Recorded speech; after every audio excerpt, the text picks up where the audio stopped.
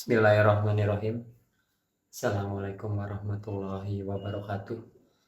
Eh, Perkenalkan, nama saya Ziad Abdul Malik dari Prodi KPI semester 1. Di sini saya akan mempresentasikan materi tentang Pancasila, matkul Pancasila untuk ujian tengah semester ini. Yang pertama, judulnya itu adalah Filsafat juga Pancasila sebagai sistem yang terkandung dalam filsafat. Nah, yang pertama saya akan menjelaskan apa sih filsafat, apa pengertiannya, pengertian dari filsafat. Filsafat itu berasal dari bahasa Yunani, yaitu philos, atau bisa disebut sebagai bahasa Indonesia yaitu cinta, dan sophia, kebijaksanaan. Nah, sehingga filsafat berarti cinta kebijaksanaan, seperti itu. Nah, definisi umum filsafat adalah ilmu yang mendalami pemikiran, konsep, dan hakikat tentang berbagai aspek dalam kehidupan manusia. Seperti itu. Nah, termaksud pengetahuan, kebenaran eksistensi, dan hal-hal yang terkandung dalam pengetahuan atau moral kita, itu bisa kita sebut filsafat, ya, ilmu filsafat. Nah, tujuan filsafat itu apa sih? Tujuan adanya ilmu filsafat. Nah, tujuannya yaitu menemukan kebenaran dan menjawab pertanyaan-pertanyaan yang mendasar mengenai kehidupan kita, kehidupan alam, dan kehidupan manusia itu sendiri. Ya. Nah, filsafat dalam pemikiran mendalam yakni juga logis atau berpikir secara logis dan berpikir secara sistematis atau berkala dan kemudian menjadi suatu pemikiran yang logis yang bisa kita sampaikan kepada audiens bahwa ini loh. Jadi sesuatu itu dijelaskan dengan cara yang logis. Nah, itu adalah filsafat secara sistematis. Terus juga dihubungkan dengan Pancasila, tadi kan saya pembahasannya. Pancasila sebagai sistem filsafat. Pancasila adalah sistem yang digunakan sebagai dasar negara Indonesia. Jadi Pancasila itu adalah sistem kita di mana di dalamnya terdapat isi yang sudah terkandung dari Pancasila itu sendiri, yaitu memiliki 5 sila, ya. Nah, sistem yang digunakan dasar negara Indonesia sebagai filsafat Pancasila memiliki pokok-pokok pemikiran yang sistematis, hierarkis, dan logis tentunya. Nah, sistematis itu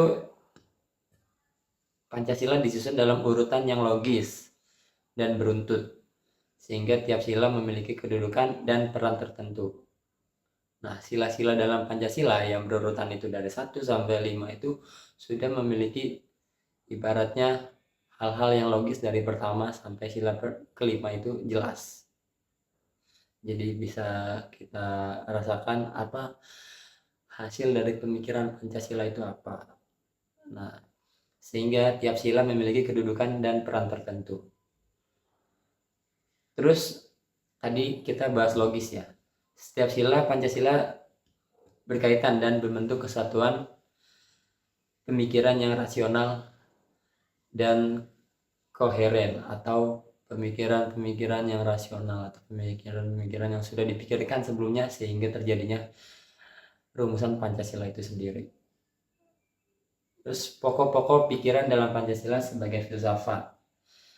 Nah, di dalam Pancasila itu pertama yaitu ketuhanan yang Maha Esa, mencerminkan landasan spiritual yang menjadi sumber moralitas dalam negara.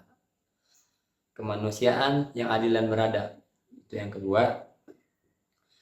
Menggambarkan kesadaran akan nilai-nilai kemanusiaan dan penghargaan terhadap hak-hak kita, hak-hak hidup kita. Ya. Kita ulang lagi, kemanusiaan yang adil dan beradab. Jadi semua manusia, semua makhluk itu berhak mendapatkan keadilan atau berhak dapat hak-hak mereka yang pantas dia dapatkan. Terus sila ketiga, persatuan Indonesia. Sudah jelas ya kata-katanya, persatuan Indonesia menyatakan pentingnya kesatuan bangsa dan menjaga integritas sebagai suatu negara. Terus sila keempat, kerakyatan yang dipimpin oleh hikmat kebijaksanaan dalam permusyawaratan perwakilan. Nah, di dalam sila tersebut itu menyiratkan semangat demokratis dan musyawarah dalam mengambil keputusan dalam sebuah negara. Jadi keputusan-keputusan yang diambil sudah berdasarkan sila-sila tersebut. Yang terakhir yaitu keadilan sosial bagi seluruh rakyat Indonesia. Sudah jelas ya di dalam. Jadi tujuan akhir dari Pancasila itu yakni mencerminkan kesejahteraan sosial dan keadilan bagi seluruh rakyat Indonesia. Seperti itu. Selanjutnya unsur-unsur Pancasila sebagai sistem filsafat. Ya, unsur di dalamnya yaitu Pancasila menggambarkan dasar eksistensi manusia terhadap spiritualnya, terhadap sifat spiritual, individual, dan sosial. Menyatakan bahwa Pancasila adalah kebenaran yang diperoleh dari pengalaman sejarah bangsa Indonesia dan nilai-nilai leluhur bangsa. Jadi tidak semerta-merta terjadi rumusan Pancasila itu secara tiba-tiba, secara instan, tidak. Jadi kita memiliki sejarah yang kelam, jadi berurutan itu sila-sila jadi nyambung. Terus Pancasila mengandung nilai-nilai yang menjadi acuan moral dan kehidupan berbangsa dan bernegara. Nah, ini yang sangat penting. Jadi terbentuknya Pancasila itu kita harus mengakui bahwa Pancasila itu adalah dasar negara kita. Jadi semua orang yang tinggal di Indonesia wajib mengerti dan mengetahui apa isi dalam semua sila dalam Pancasila itu sendiri. Nah, itu mungkin beberapa poin tentang filsafat. Juga apa sih pengertian filsafat kalau kita hubungkan dengan Pancasila. Nah, itu pembahasan yang sudah saya sampaikan. Nah, kesimpulan dari pembahasan ini ialah Pancasila sebagai sistem filsafat memandu arah dan tujuan kehidupan berbangsa Indonesia dengan sistematis, hierarkis, dan tentunya logis. Pancasila sebagai dasar negara menjadi landasan fundamental bagi seluruh kebijakan dan aturan di negara kita ini, yaitu Indonesia. Nilai-nilai filsafat dalam Pancasila mengandung nilai ontologis, epistemologis, dan aksiologis yang menjadikan Pancasila bukan hanya ideologis dalam suatu bangsa dan negara, tapi juga panduan hidup dalam berbangsa. Itu kesimpulan dari saya. Semoga materi yang saya sampaikan bisa Bapak dosen pahami walaupun masih terbata-bata. Sekian dari saya. Walhamdulillahirabbil alamin.